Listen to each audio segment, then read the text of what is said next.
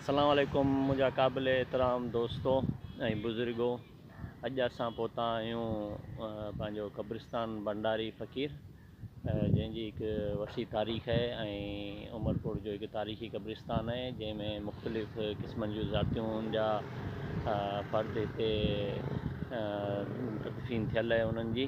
ऐं माना हिन में जीअं पंहिंजो खोसा बिरादरी आहे, पजीर बिरादरी, ख़ाशकेली बिरादरी, कुंभार बिरादरी ऐं मुख़्तलिफ़ ज़ातियूं आहिनि जंहिंजा वॾड़ा हिते तदफ़ीन जिन जी थियल आहे।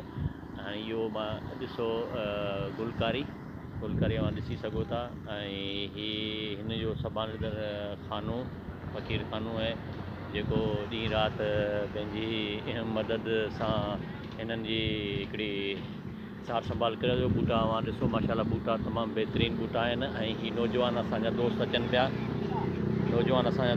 पिया जंहिं पंहिंजी अणथक महिनत सां हिन क़ब्रिस्तान खे गुलबार कयो आहे।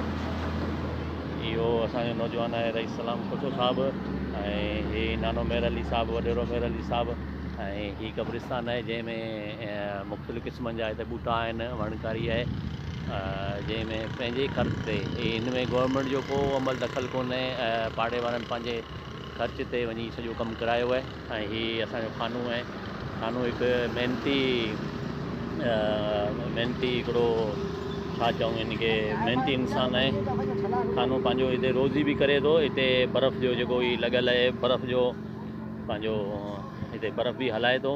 ऐं हिते ही छाछरो रोड आहे, उमरकोट छाछरो रोड आहे जिथे ट्रैफिक जंहिंजी रवां दवां आहे। थर वारे पासे ट्रैफिक वेंदी आहे, स्पीड में वेंदी आहे, पर रोड खाते वारनि जी हीअ ॾिसो वॾी स्पीड में हिते वेंदी आहे, हीअ ट्रैफिक आहे।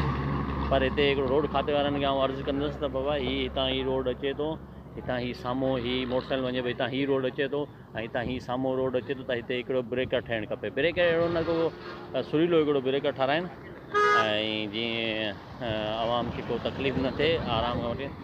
हीअ असांजो खानो साहिबु आहे, खानो ख़ाशकेली, जंहिंजी महिनत सां इहो क़ब्रिस्तान पंहिंजो हिन मुक़ाम ते पहुतो आहे। अॼु असां विज़िट कईसीं,